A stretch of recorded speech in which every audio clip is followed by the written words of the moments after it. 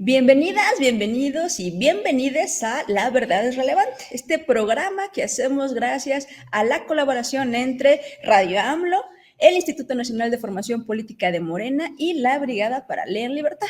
Ustedes saben que hacemos este esfuerzo todas las semanas para hablar de temas que tienen que ver con comunicación, con contextos que nos interesan o con algún evento coyuntural. Y hoy estamos muy contentos porque nos acompaña desde Argentina mi amigo, mi compañero, mi best friend, lo amo, lo quiero muchísimo y es un gran maestro en todos los sentidos, mi compañero Nicolás Arata, que es presidente de la Sociedad Argentina de Investigación y Enseñanza en Historia de la Educación, fue director de formación y movilización del conocimiento del Consejo Latinoamericano de Ciencias Sociales, es doctor en educación por la Universidad de Buenos Aires y sobre todo es un compañero que siempre está dando la batalla por el proyecto progresista allá con nuestros compañeros en Argentina, que es un gran aliado de toda nuestra América, es un colaborador de la brigada, del instituto, siempre está aquí echándonos la mano con estos temas, pero un gran militante de izquierda y estamos muy honrados y muy felices de tenerte el día de hoy aquí, Nicolás.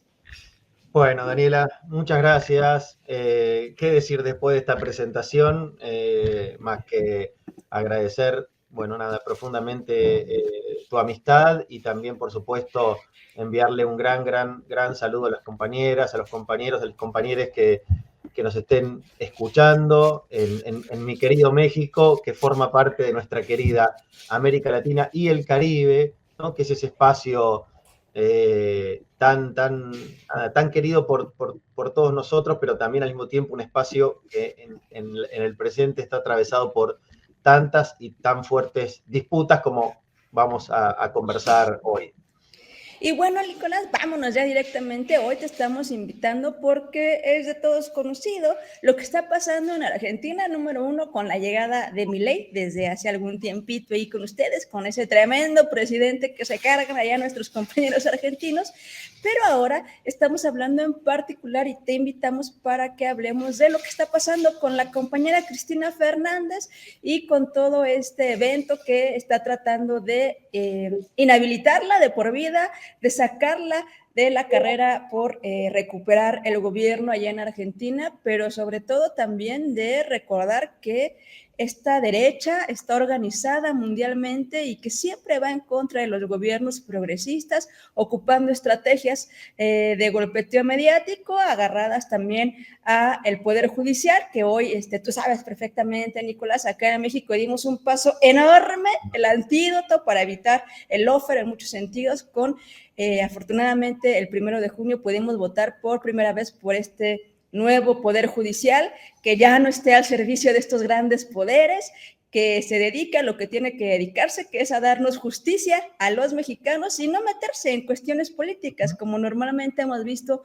a lo largo ya de la última década, desafortunadamente en nuestra América, de cómo el Poder Judicial ha entrado también en el marco de la política. Con este contexto, Nicolás, me gustaría que nos dijeras qué está pasando en Argentina con la compañera Cristina y cuál ha sido el proceso que han vivido en los últimos años, porque esto no viene de unos días, sino ya es un proceso largo. Totalmente. Bueno, Dani, creo que hiciste una presentación y una caracterización de dónde está parado México, y yo diría, la Argentina está exactamente en las antípodas de esa descripción o de esa caracterización que tú acabas de hacer del maravilloso y potente tiempo político, social, cultural que vive México. Bueno, la Argentina está exactamente en las antípodas, en el punto opuesto. Y el caso más resonante o el centro de la tormenta, diría, de esa situación es la que cae sobre la figura de la principal representante, referente de la oposición al gobierno de Milei en la Argentina, que es la compañera Cristina Fernández de Kirchner. A Cristina Fernández de Kirchner le han aplicado la semana pasada, ha entrado en vigencia esta semana que corre, una prisión, una condena firme por 6 años, la inhabilitación para ocupar cargos políticos aparentemente de por vida, por un juicio que se conoce como la causa vialidad Y yo quería comenzar brevemente contando una serie de características que esta causa tuvo para que podamos después ir comprendiendo en qué consiste y por qué, como tú bien decías, este es otro caso de lawfare en América Latina. Algo que, por cierto, si uno hiciera una historia, como dijiste, no empieza hoy, no empieza en la Argentina, si uno hiciera una historia del lawfare en América Latina, ¿no? Tendríamos que remontarnos a el desafuero de Andrés Manuel López Obrador como el punto de partida de toda una historia que ha tenido en, curiosamente, todas las figuras políticas del progresismo latinoamericano a, ¿no? Personajes que han sido atacados, que han sido perseguidos, que han sido enmarcados dentro de estas causas de lawfare. Y bueno, le llegó el turno ahora a Cristina. Entonces, ¿dónde comienza todo esto? Comienza con una causa que se la conoce en la Argentina como la causa vialidad, ¿no? La causa vialidad es un proceso judicial que se inicia contra Cristina, en la que se imputa a Cristina y un conjunto de referentes políticos durante el gobierno de Mauricio Macri, un gobierno que es opositor al kirchnerismo a partir del 2015, y en el cual tienen lugar una serie de hechos, yo los voy a reseñar rápidamente, ¿no? Es decir, tienen en lugar una serie de irregularidades en relación a el modo, al procedimiento a través del cual se llega a la condena en primera instancia a Cristina Fernández de Kirchner, entre las que, por ejemplo, todos los jueces que intervienen en el proceso son imparciales. Está demostradísimo que se reunían, por ejemplo, a jugar al tenis en la Quinta de Olivos con el entonces presidente de la Nación y enemigo acérrimo de Cristina Fernández de Kirchner, Mauricio Macri. Esa primera cuestión. Segunda cuestión, que no se le imputa, digamos, la causa vialidad consiste en 50 obras, ¿no? De vialidad, de construcción de rutas, en donde Cristina está aparentemente involucrada. No se hacen pericias sobre ninguna de esas, más de 50, son 51 obras las que están en cuestión. O sea, no hay peritaje técnico sobre esas obras. No se comparan, por ejemplo, los supuestos sobreprecios que se le imputan en esta causa y de los cuales Cristina sería la jefa, ¿no? De esa agrupación que lucra con el Estado, no se las comparan con lo que cuestan esas obras o lo que costaron esas obras con las que fueron construidas por otros contratistas para poder establecer si efectivamente en algunas se pagaba, el Estado pagaba por encima de los precios de mercado.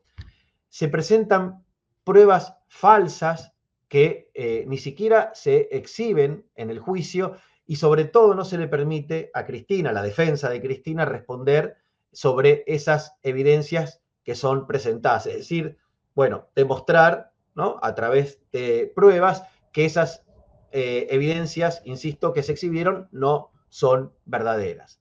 Entonces, como un primer punto, ¿no? Para tener como un punto de partida y después comprender los subsiguientes pasos, ¿no? Lo que plantean los abogados de Cristina es que el juicio, tal y como fue instrumentado, ¿sí? Y yo, sin ser un abogado, lo cito a ellos, viola el principio de culpabilidad porque, sostienen los abogados, todos los testigos, incluyendo los propuestos por los fiscales, afirmaron en el juicio que Cristina Fernández de Kirchner jamás impartió directivas a fin de beneficiar a ningún contratista. Es decir, que no hay causa, ¿sí? O que lo que hay es una causa que está armada.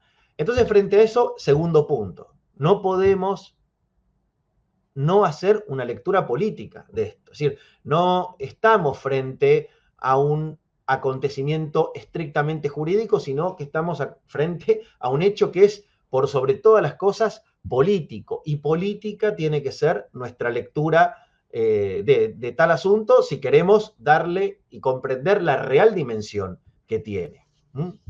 Y en ese sentido, creo que lo primero que diría, lo primero que afirmaría es que Cristina Fernández de Kirchner no está siendo juzgada, no está siendo penalizada, no está siendo castigada por haberse enriquecido, ¿sí? Cosa que de hecho no prueba la causa vialidad, sino que Cristina Fernández de Kirchner está siendo juzgada por haber representado un proyecto político, diría todavía más, por liderar un proyecto político en el cual durante 12 años y medio la sociedad argentina, por lo menos buena parte de la sociedad argentina, amplió sus derechos, buena parte de la sociedad argentina recuperó la soberanía de las empresas estatales, donde buena parte de la ciudadanía pudo hacer frente a las narrativas, tú hablabas de eso y vamos a hablar de eso, de los grandes medios de comunicación, fue juzgada por haber impuesto, ¿no?, toda una serie de políticas de memoria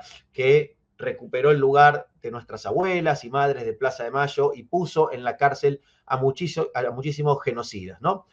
Creo que eso es lo que no le perdona el poder real de la Argentina a Cristina Fernández de Kirchner, y la forma de castigarla es a través de este montaje judicial.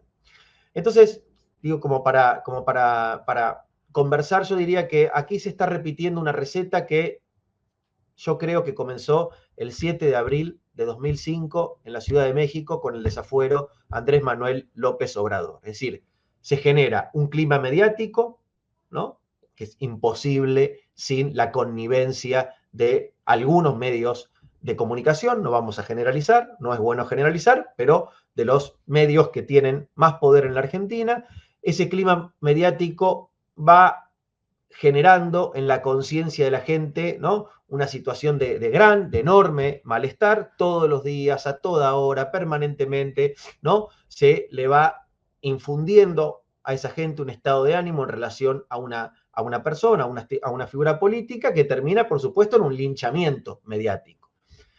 Luego, ese proceso va de los medios hacia el ámbito de la justicia, se judicializa una decisión política que está tomada de antemano, la connivencia entre el Poder Judicial y el Poder Político es evidente, ¿no? Y por lo tanto se termina manipulando el Poder Judicial como un brazo ejecutor de esas decisiones políticas que ya habían determinado la ruta a seguir. En ese escenario, con esa historia, llegamos al día de hoy. Y hay un agravante acá, pero te escucho, Dani, y ahora lo comento. Sí, fíjate, Nico, qué bueno que pones aquí como el antecedente de lo que pasaba aquí en México, porque, ¿no? Así decías que tienen no causas, sino inventos o tonterías, ¿no? Que uno se puede reír de lo que acusan a estos políticos que son incómodos al poder hegemónico que todavía piensan se tiene en todo el mundo, ¿no? Así como decías, ¿no? El expresidente Andrés Manuel por abrir una calle, un hospital. Recordemos que al compañero Rafael Correa también lo acusaron de influjo psíquico, ¿no?, que él veía y a sus colaboradores, y aunque no hablaba, les podía con la mente hacer que robaran. El caso de nuestro compañero también, Pedro Castillo, que está en la cárcel por incapacidad moral, lo que pueda significar eso y cómo se pueda comprobar. Y ahora en particular tú hablas, ¿no?, en México diríamos la vieja confiable, o sea, el argumento confiable de la corrupción. Siempre está en esta parte el tema de la corrupción, porque evidentemente es algo que en particular a nuestra América nos duele el tema de la corrupción, porque sabemos lo que ha significado, ¿no?, las muertes que ha significado la corrupción de estos gobiernos neoliberales que sí robaron, que sí malbarataron todo lo que era del Estado. Pero fíjate, Nicolás, en el caso en particular de la compañera Cristina Fernández de Kirchner, también se da en un momento en especial muy complejo para la realidad que están viviendo en Argentina, porque sabemos lo que ha sido el desastre del gobierno de Milei. Recordemos que decía la compañera Cristina Fernández de Kirchner, y tú lo señalabas, ¿no? Si no lo dijiste directamente, pero bueno, durante el gobierno de Néstor y de Cristina dejaron sin deuda al país, y sabemos lo que ha significado el regreso de la derecha esta neoliberal, de esta derecha hasta muy trompista, ¿no? Porque hemos visto desafortunadamente el papelón que de repente su presidente anda haciendo ahí, siendo pues el vocero y el bufón de Trump en alguno de los eventos. Y esto pasa exactamente unos días después, el caso de la compañera Cristina, que ya sabíamos que eso iba a ser ese iba a ser el fallo, todos sabíamos que iban a encontrar la culpable, hasta sin previa investigación, sabíamos que así funciona el Poder Judicial que está copado por la derecha, pero lo hacen exactamente después de que ella se pone como una de las candidatas para el siguiente proceso electoral. Y esto lo que voy, Nicolás, es que esto no es una casualidad, esto tiene que ver con el descontento que ya vive la sociedad de nuestras hermanas y hermanos argentinas. Vimos acá con México con mucha felicidad estas movilizaciones, ¿no? Afuera de la casa de la compañera Cristina Fernández de Kirchner. Hemos visto cómo tiene el respaldo del pueblo de Argentina, pero pareciera que eso va a ser poco si seguimos con el Poder Judicial tomado por estos grandes poderes fácticos, y entraría esta parte, Nicolás, de ¿qué papel han tenido los grandes medios de comunicación en Argentina para, primero, intentar desacreditar en todos los sentidos a el compañero Fernández y a la compañera Cristina, ¿no? Porque aparte son como una dupla que no quieren, siempre van de la mano, ¿no? No hablan de manera individual de cada uno, sino siempre van de la mano. Y también sabemos el papel que han jugado estos grandes medios de comunicación en básicamente ser omisos a cualquier crítica a el actual gobierno de Milei, Nicolás. Totalmente.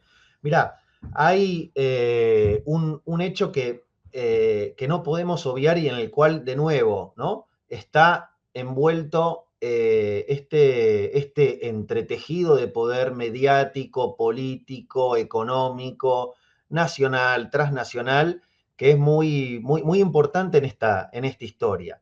Hace casi 3 años, el 1 de septiembre de 2022, perdón, intentan matar a Cristina. O sea, hay un hecho, hay un dato, ¿no? Que en la aceleración en la que vivimos parecemos olvidar o parece quedar de lado, pero es que la intentan matar. O sea, antes de este proceso o en paralelo a este proceso de proscripción política, llamémoslo por su nombre, que sufre Cristina, hay también un intento de magnicidio el 1 de septiembre del 2022. Hay una bala que no sale. Hay una bala que dice Cristina milagrosamente, ella dice que le va a agradecer a Dios, a la Virgen toda la vida, ¿no?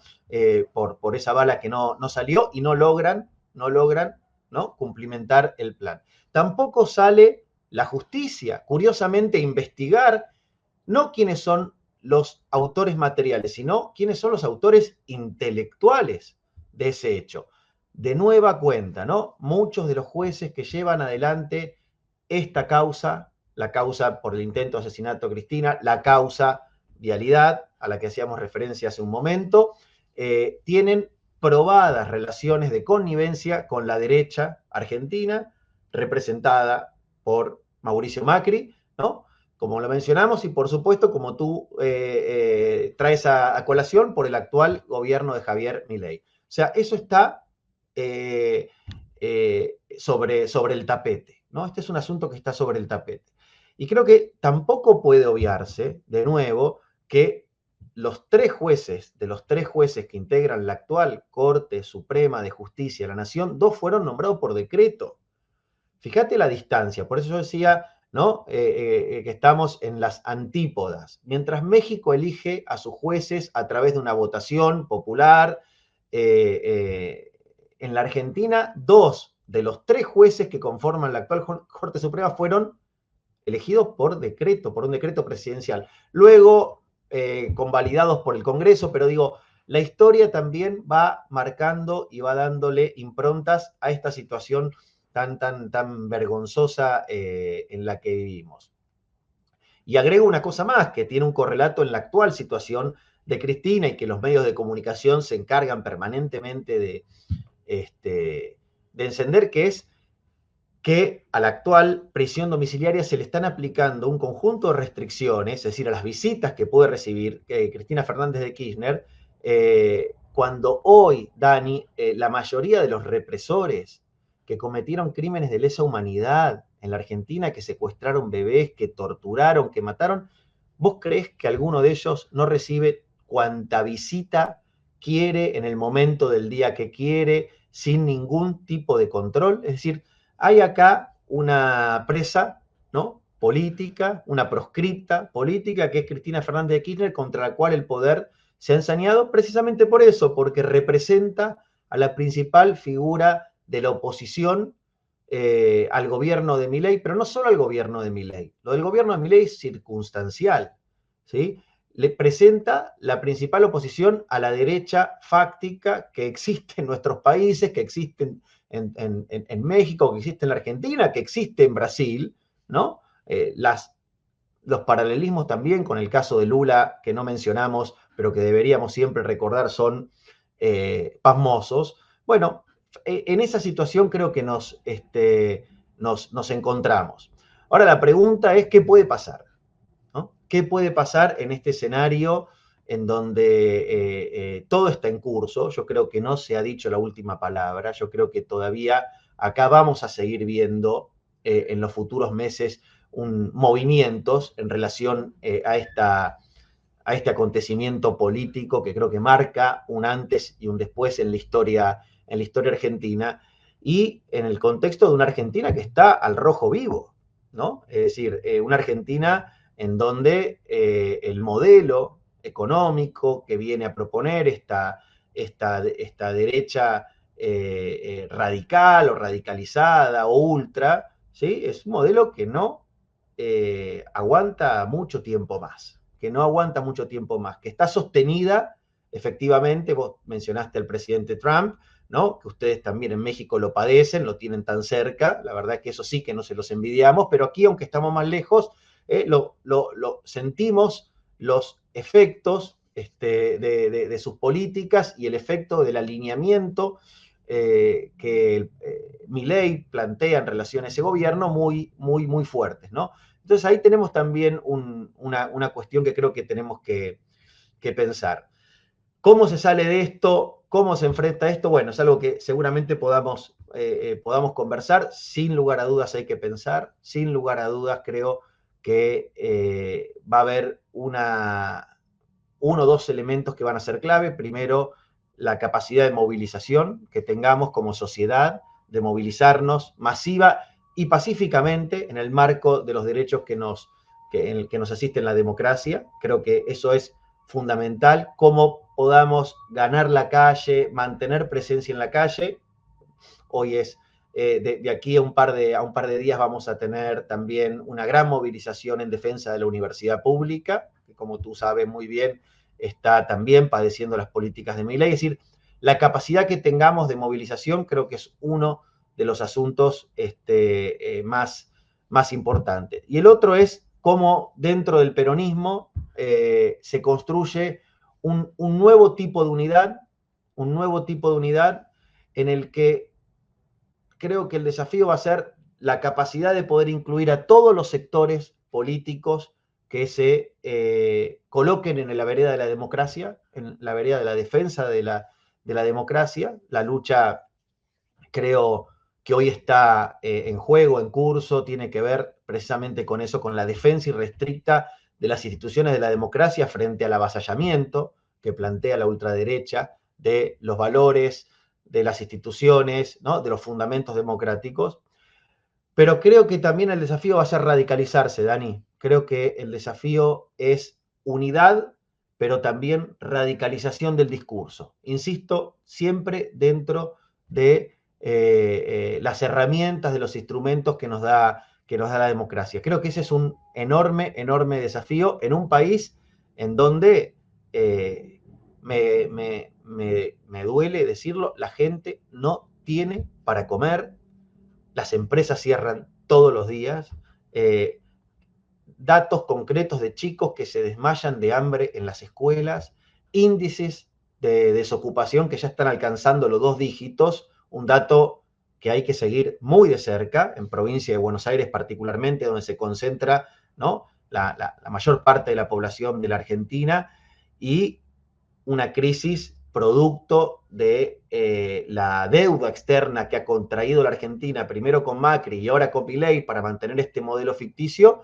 que va a explotar en cualquier momento. O sea, todo eso creo que tiene que ser el centro de nuestra reflexión. Por supuesto, Cristina como proscripta política, sin lugar a dudas, pero creo que incurriríamos en un error si nuestra agenda solo se reduce hablar de la situación de Cristina. Creo que para hablarle al país, para hablarle al electorado, para hablarle a nuestros conciudadanos, tenemos que incluir un conjunto de asuntos que están haciendo mella en la vida de muchísimos compatriotas, de muchísimas compatriotas, y que tienen que ser verdaderas banderas de un peronismo, insisto, unificado. Eso va a costar mucho construirlo, y al mismo tiempo de un peronismo que radicalice en sus posiciones, en sus posturas políticas. Creo que si algo le han achacado al gobierno de Alberto Fernández, un gobierno que uno ha apoyado, con el que uno ha también sentido una gran simpatía, etcétera, es que no ha radicalizado,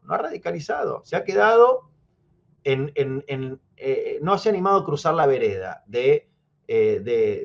y pasar del discurso a la acción política. Y bueno, ese precio se paga, y se paga muy caro. Creo que México también ha dado una lección en ese sentido, ¿no? La presidencia de Andrés Manuel López Obrador, y creo que ahora también la de Claudia, está marcando una agenda en donde el decir y el hacer van conectados, diría, cotidianamente, en un trabajo que es cotidiano. Bueno, sin hacer, el decir queda vacío. Y bueno, ahí creo que hay también una lección que hemos aprendido y que vamos a, que creo y espero, ¿no? Que tengamos muy presente cuando volvamos al gobierno y cuando volvamos a recuperar este país que va a quedar, por cierto, muy postrado después de esta experiencia de Milei.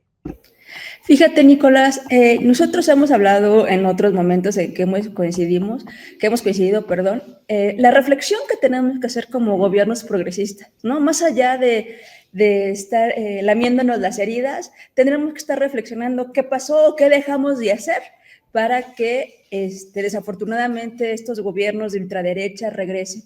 Y hablabas perfectamente, ¿no? Que el gran reto es unir, ¿no? A todas estas izquierdas para poder, más allá de defender el caso de la compañera Cristina Fernández de Kirchner, que a lo mejor ahorita es la bandera que les permitió unirse, ir más allá de qué van a hacer para recuperar a su país, porque se les está desgajando por pedazos en las manos. Hemos visto estas movilizaciones impresionantes, pero insisto, pareciera que eso no va a ser suficiente. Hay que dar el siguiente paso. Más allá de movilizarse, está este gran reto que es organizarse.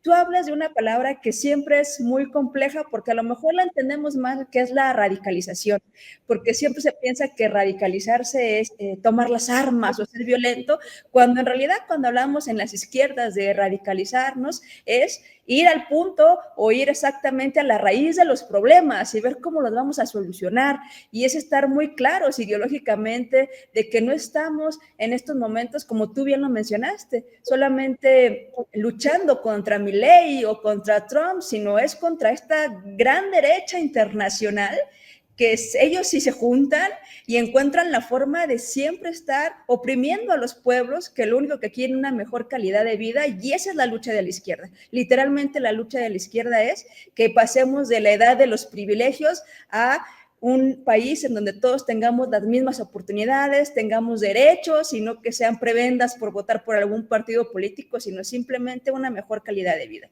Y a mí me gustaría mucho hablar ya en esta parte final del programa, Nicolás, de la importancia de la memoria histórica, ¿no? Porque creo que luego ahí con las nuevas generaciones tenemos un hoyo, ¿no? En donde yo siempre pongo, ¿no? Y ya lo hemos hablado, en donde pareciera que como ellos no vivieron las atrocidades, a lo mejor del franquismo, no vivieron las pérdidas de las abuelas de la Plaza de Mayo, o sea, a lo mejor no tienen esas heridas que a nosotros nos duelen de manera muy directa, ¿no? Porque a lo mejor vivieron durante algunos tiempos, durante el gobierno de los compañeros Fernández, ¿no? Entonces ellos piensan, en el caso de México, pues afortunados los compañeros que tienen 15, 18 años, que piensan que esto siempre ha sido México, que no vivieron la etapa de las desapariciones, la etapa de la represión, cuando no podíamos salir a manifestarnos porque podíamos ser desaparecidos, nos podían matar, nos violentaban, a las mujeres teníamos en particular, como el caso de Actial, te podían violar sin ninguna consecuencia, y creo que ahí esto es importante, poder hacer clic con estas nuevas generaciones, porque recordemos, si estoy mal, sácame si mi dato está mal, que muchos de los jóvenes votaron en Argentina por Milei, ¿no?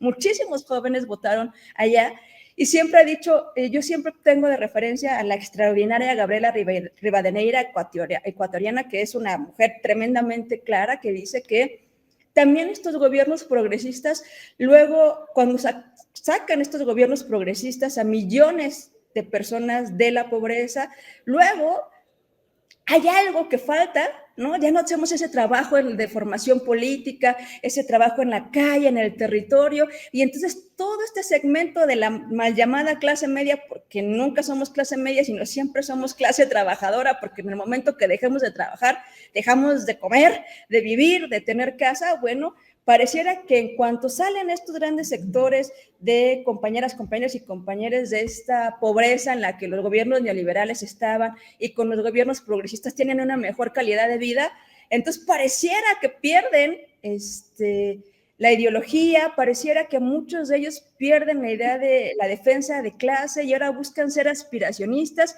y ahí nos falta hacer muchísimo trabajo de formación política, y a eso va mi pregunta, Nicolás. ¿Qué hacemos? Porque entendemos que la única forma de sostener procesos revolucionarios es tener a hombres, mujeres, a compañeras, compañeros y compañeros formados políticamente más allá de un partido que nos aglomere, sino formados entendiendo que nosotros somos los que podemos defender estos procesos revolucionarios.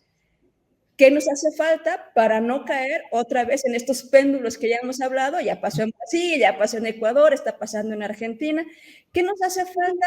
¿O tú qué pensarías que es importante desde estos procesos reflexivos que tenemos que hacer desde las izquierdas, de la formación política y sobre todo de que es cierto que no es lo mismo ser oposición que hacer gobierno y que hay un desgaste natural, pero hoy lo vemos, por ejemplo, en el proceso de la Cuarta Transformación. Andrés Manuel se fue con una aprobación increíble, ¿no? Y ahora la presidenta Claudia Sheinbaum está con muchos niveles más altos que los que tenía Andrés Manuel. Entonces, yo creo que tú lo que mencionabas es fundamental, ¿no? Que más allá de las palabras de un gobierno, se vea reflejado en la vida cotidiana de los compañeros, porque ahí tenemos que ser congruentes, Nicolás. Bueno, hay muchas palabras claves acá, creo, para que yo quiero recuperar, que a mí me ayudan a pensar de lo que tú has dicho con tanta claridad, con una claridad que yo no tengo, Daniela, que es, en primer lugar, la pregunta, ¿no? ¿Qué hacer? Es una pregunta que ya se formuló a principios del siglo XX, ¿no? Alguien, ¿no? Allá lejos dijo, ¿no? Bueno, ¿qué hacer? Entonces es una pregunta que no es nueva, es una pregunta que tiene un rastro histórico, a la que le podemos seguir su rastro histórico, ¿no? Entonces, eso en primer lugar, no somos los primeros ni las primeras que nos formulamos esa pregunta, es una pregunta que tiene historia. Y creo que ahí hay un punto que es clave, que hoy uno de los desafíos en relación al qué hacer se coloca en la cuestión intergeneracional o entre generaciones, ¿no? Hoy los jóvenes tienen un acceso a la información, a veces profundamente distorsionada, esto también hay que decirlo, ¿no? Y circula, mejor dicho, frente a ellos un montón de información que los hace muy, a veces, objeto de manipulaciones mediáticas, manipulaciones, bueno, de estas grandes narrativas que se construyen en torno a ellos. El caso de la figura de Milei, objeto de estudio, digamos, es un buen ejemplo. Yo creo que ahí tenemos una cuestión a la que tenemos que atender con mucho cuidado, y digo cuidado no solo en relación a la atención, sino también cuidado en el sentido de delicadeza, ¿sí? Yo creo que lo peor que podemos hacer es hablarles a esos jóvenes, a esas jóvenes, desde un lugar de ustedes no entienden qué están votando, ustedes están equivocados, ustedes creen que eso que van a elegir, en el caso de que eligieran esta ultraderecha, es un error, y yo les voy a explicar cómo son las cosas. Creo que cuando vamos por ahí, o sea, lo único que logramos al final del día es reforzar esas posiciones, reforzar las convicciones. Si no las tenían, las terminan de consolidar respecto de lo que ellos piensen, sienten o creen que es lo mejor para ellos, para su grupo, para su país o lo que sea. Creo que lo primero que hay que hacer es escuchar. Creo que lo primero que hay que hacer es entender, ¿no?, por qué un discurso que los interpela ¿no? Los interpela, y cómo los interpela, desde un lugar de un profundo desencantamiento, ¿no? Para muchísimos jóvenes en la Argentina que votaron a Milei, su experiencia de vida estuvo asociada a el COVID, al confinamiento obligatorio, a una serie de gobiernos muy duros, empezando por el de Mauricio Macri, continuando por el de Alberto Fernández, que no fue un buen gobierno, insisto de nuevo con esto, no fue un buen gobierno, fue un mal gobierno desde el punto de vista de las, de las acciones que no se tomaron, de las decisiones que no se llevaron a cabo en favor de las grandes mayorías. Y esa ha sido la experiencia que han tenido a la hora de ir a votar en la urna, es decir, cargaban con esa experiencia histórica, ellos no conocían otras experiencias, no digo las malas, las buenas, desde donde pararse y desde donde pensar de una manera diferente su voto. Entonces creo que hay que mirar eso con mucha atención, hay que escucharlo con mucha atención, y a partir de ahí hay que ir construyendo también los espacios de diálogo. Creo que es un error, muchas veces incurrimos en él, decir, bueno, ahora que se banquen el voto, que se aguanten lo que votaron y ya van a venir. No, no. Yo creo en la generosidad de las y los adultos, de ir a buscarlos, de escucharlos, de saber qué piensan ahora, de ver cómo van cambiando su perspectiva en la medida en la que también son parte y forman parte de este proceso que los está afectando. Y creo ahí también que hay que poder recuperar, sacarle un nuevo brillo, pensar desde nuevos ángulos la palabra formación, que es una palabra clave, tú la tienes no acá en el corazón, yo también, que es, bueno, pensar la formación como procesos de mediano y largo plazo, pensar la formación como un proceso en donde no siempre vamos a ver los resultados de ese trabajo que estamos haciendo, pensar la formación también como un trabajo que nace de la generosidad, sobre todo, es decir, no de querer inculcarle a alguien en la cabeza que piense de determinada manera una situación, a un personaje o una realidad. No es eso la formación, o por lo menos no es la formación en el sentido en el que la entendemos nosotros, nosotras. Creo que ahí también tenemos que recuperar ese sentido freireano, ¿no? ¿No? Que traía Paulo Freire, de pensar la formación como espacios de diálogo, como vínculos dialógicos, en donde reconocemos al otro como un igual, reconocemos a la otra como un igual, y a partir de la conversación, a partir del diálogo, es que vamos construyendo uno o varios sentidos respecto de, en este caso, de lo político, si es que vamos a hablar de formación política. Creo también que tenemos otro desafío, que es que se ha ensuciado mucho la palabra política, como si hacer política fuera mala palabra, como si hacer política fuera estar en negocios turbios, oscuros. Creo que hay que poner, y creo que es admirable lo que sucede en México en ese sentido, ¿no? Poner una ética, ¿no? Una ética a la orden del día, ¿no? Es decir, una mirada ética, ¿no? Asociada a la política, que no es otra cosa que, y eso creo yo que es la política, una herramienta para mejorar las condiciones de vida del prójimo. O sea, para poder generar mejores condiciones de vida para que nuestros compatriotas, en este caso, nuestras compatriotas puedan tener condiciones para realizarse como seres humanos, ni más ni menos que eso, ni más ni menos que eso. Entonces, por supuesto, eso toca un montón de intereses de sociedades profundamente desiguales como la nuestra, lo sabemos, lo hemos dicho tantas veces. Yo creo que lo que está haciendo México, lo que hizo en algún momento la Argentina, lo que está ensayando de nuevo Lula en Brasil, y ya se ven sus frutos, Petro en Colombia, es redistribuir un poco la riqueza de la sociedad, ¿no? Para que más puedan acceder a condiciones de vida dignas, ¿no? Eso que tanto molesta al poder, bueno, no se logra o no se sostiene en el tiempo, diría mejor, me voy a corregir en vivo. Es decir, no es que no se logra, se puede lograr coyunturalmente. 2, 3 años, 5 años que fuiste, 6 años que fuiste gobierno. Y después viene la derecha y eso te lo tira en 3 meses, Dani. 3 meses tardan en destruir lo que vos tardaste en construir 6 años, en un sexenio. Si vos tenés formación y si apostás a esos procesos de mediano o largo plazo, vas generando en la gente y vas generándote también a ti misma, porque no estás exenta de formar parte de ese cuerpo social, una conciencia histórica respecto de los derechos, ¿no?, que te corresponden por haber nacido donde naciste. Y ahí creo que hay una cuestión que, bueno, solamente se define en esos trabajos que se dan. Claro, Nicolás, sobre todo eso, ¿no? Lo principal es reconocer que la formación política, si bien no es la solución a todos los males que tenemos, sí es un antídoto importante a razón de lo que tú le explicabas, ¿no? Pero también tenemos que entender que son procesos largos y que todo el tiempo, desde que estamos formándonos políticamente, porque nunca terminamos de formarnos políticamente, y quitando esto que mencionabas, que es fundamental, que a mí me parece la gran herencia que ha dejado el compañero Andrés Manuel López Obrador, que le quitó esa mala fama a la palabra política que se tiene en general, ¿no? En donde tú lo decías perfectamente, se piensa que uno quiere ser político y que solamente tiene que ver con querer tener un cargo público para robar, porque esta era la idea que se tenía de la política y que hemos pasado en México, y esperamos que así sea en la patria grande, a esta idea de que la política, y cuando te toca tener algún encargo, es simplemente el noble oficio de servir a los demás, ¿no?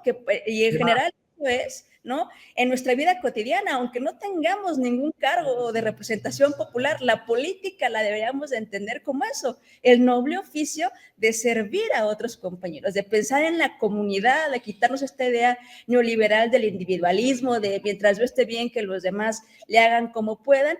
Y que, insisto, creo que esta es la llamada revolución de las conciencias, que a mí me parece la enorme herencia que nos va a dejar a los mexicanos el compañero Andrés Manuel López Obrador, pero sobre todo lo que dices, ¿no? Son procesos largos, son procesos duros en muchos sentidos, no tienen consecuencias inmediatas y sobre todo, pues siempre nosotros en este tipo, nosotros que apostamos por la formación que no es solamente política, sino formación desde la literatura que nos gusta tanto, que sigue siendo la otra parte que termina de formarnos como humanos integrales, ¿no? O íntegros en muchos sentidos, pues siempre estamos en la izquierda, y que eso me parece fundamental y que yo pienso que debe ser nuestro horizonte, siempre estarnos preguntando si lo que estamos haciendo es algo que abone a que tengamos todos una mejor calidad de vida. De verdad, Nico, te agradezco muchísimo que nos hayas acompañado este día en La Verdad es Relevante. Síganos en las redes sociales, lo pueden encontrar tal cual, así como Nicolás Arata, y también como cada programa que nos hacen el favor de vernos, compañeros, suscríbanse a las redes sociales de Radio AMLO, a las redes sociales del Instituto Nacional de Formación Política y a las redes sociales de la Brigada para la Ley en Libertad. Un abrazo enorme, compañeros. Sepan que acá estamos muy pendientes de lo que está pasando en Argentina, que siempre estamos viendo cómo podemos ayudar, que asistimos a las movilizaciones y que seguimos creyendo y somos fieles a esta idea de la patria grande. Sabemos que la vamos a lograr en algún momento, que estamos en ese camino, pero sobre todo, Nicolás, sepan que no están solos. Aquí estamos nosotros desde acá, ayudándolo en lo que podemos y sobre todo apostando a que el pueblo argentino regresará por la puerta grande a estos gobiernos progresistas. Muchas gracias, Daniela, por tus palabras, son recibidas de verdad con el corazón. Y bueno, creo que la patria grande se construye también a través de palabras, no es solo de acciones, el quehacer también tiene que ver con poder construir puentes a través de las palabras, como hacen ustedes incansablemente. Yo también quiero aprovechar para mandar un gran saludo a todos los compañeros, compañeras, sobre todo del Instituto, ¿no? Del Instituto Nacional de Formación Política de Morena, por quienes siento un enorme aprecio. En estos tiempos incluso también un poquito de envidia, déjenme decirlo, ¿no? Por ese trabajo tan admirable que han hecho y que a nosotros creo que aquí nos vendría muy bien, bueno, empaparnos un poquito de esa experiencia. Ojalá también tengamos en algún otro momento oportunidad de conversar sobre ello. Un enorme saludo también a la Brigada para Leer en Libertad, ¿no? Siempre me acuerdo, Rancière dice que somos sujetos políticos porque somos sujetos literarios. Es decir, que hay algo del orden de la literatura, de lo cultural, que es lo que nos hace políticos, y no al revés. Y creo que en ese sentido la Brigada siempre hace un trabajo también encomiable en conectarnos con ese con ese poder pensar un poco más allá de la cruda y dura realidad que es tan necesario. Y recordar una última cosita, ¿no? Que es para mí importante. Andrés Manuel se volvió a sus pagos, si yo entiendo bien, y está escribiendo sobre historia, si yo no estoy equivocado. Hay batallas que tenemos que dar en el pasado. Hay batallas que tenemos que dar en la interpretación de nuestra historia, porque la patria grande no solo queda en el horizonte, sino que también queda en ese pasado. Si no interpretamos a la luz y en clave de los desafíos que tenemos en el presente, nuestro pasado, mal vamos a poder construir un futuro alternativo al que nos propone este neoliberalismo, que también, por cierto, está haciendo aguas por todos lados. Así que bueno, creo que ahí nos seguiremos encontrando, Dani, yo agradecido, y bueno, también a la audiencia que nos está escuchando por regalarnos de su valioso tiempo para, bueno, compartir con nosotros estas ideas. Te agradezco mucho, Nicolás. No se vayan sin darnos like, sin ponerles me gusta y sin compartir. Nos vemos la próxima semana para otro programa de La Verdad es Relevante a través de Radio AMLO, el Instituto y la Brigada para Leer en Libertad. Muchas gracias, Nico. Gracias.